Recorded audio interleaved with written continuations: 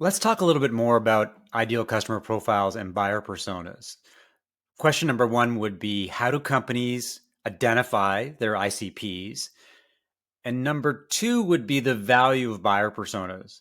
Buyer personas are a really great marketing exercise. We like to create them. They combine some creativity and some objectivity and research, but we never use them. I Yeah. mean, at best, sometimes you have posters on the wall, like the MailChimp example, but they usually collect dust.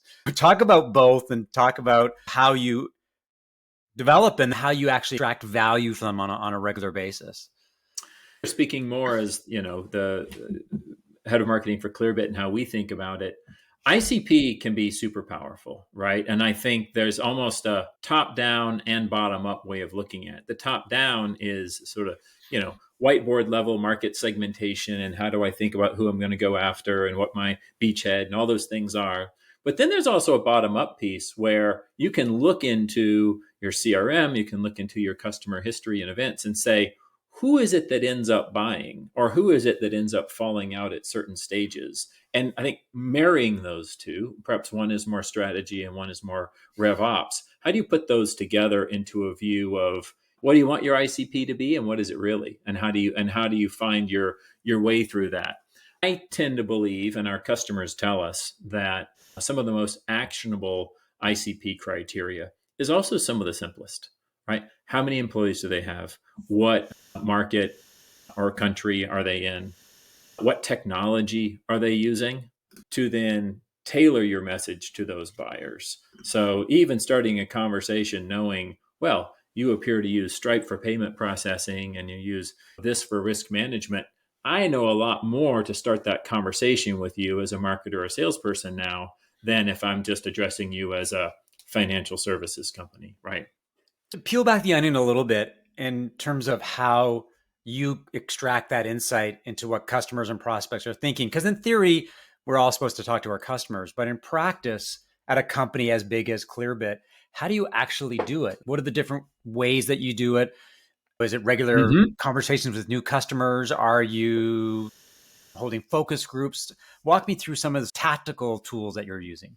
It plays on both the ICP and the buyer persona side. So I'll kind of talk about both. On the ICP side, the highest level, we break it into customer size. We have what we call growth, commercial, and enterprise customers. And we know that a lot of the themes and the value propositions and the use cases are similar.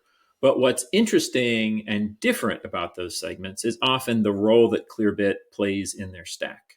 A very early stage company, maybe they just got their Series A funding. A lot of those companies will buy Clearbit as the first or one of the first things in their MarTech stack because they'll say, I want to start with a strong data foundation. And this is going to be the thing that literally kind of holds my TAM and my ICP and the intelligence around it as I get going. And that's very different from, say, a company that has 250 or 500 people in it. They've got a number of things in their stack. They might have 5 or 6 big rocks in their MarTech stack, and they've certainly got a CRM. They may or may not have a data warehouse. They've got several technologies on the website. So we're often one of 5 or 6 key pieces. And as I mentioned before, we work with a lot of those companies as partners. So engaging with them is often about, boy, how do we fit into their stack to make the whole thing better and smarter? And it depends a lot on the recipes that go with the technology they have. And then that gets even more complicated when you're talking about a company with 50,000 employees or 100,000 employees, where it's almost hard to talk about the company at that point because it's happening inside of a department or a very specific go-to-market motion, right? And so understanding that ends up being a big part of how we think about our ICP and then how we think about the buyer personas in there. And again, you're absolutely right. Too often those things end up on a slide or a poster somewhere, never to be used. We find it useful to think about our operations persona, which is often focused on data and integration and lead enrichment and intelligence. Our marketing persona, who's often focused on the website. How do I get more leads to the website? How do I get more higher quality? How do I make everything create more funnel from that, including advertising? And then we have the stack visionary, the person who is taking a broad look at this and saying, we want to start by understanding our ICP and then roll that intelligence through a whole strategic go-to-market motion that includes both those things. And those are different conversations, and they lead different places and different starting points. Returning to the idea of jobs to be done, I find that to be one of the more actionable parts of the persona. Once you get past Ollie the operator, and you can actually say, okay, well, what's he trying to do? Oh, well, he's trying to figure out how to score leads instantly and route them based on, okay, got it. Let's talk about how we can make that job better versus kind of this abstract idea.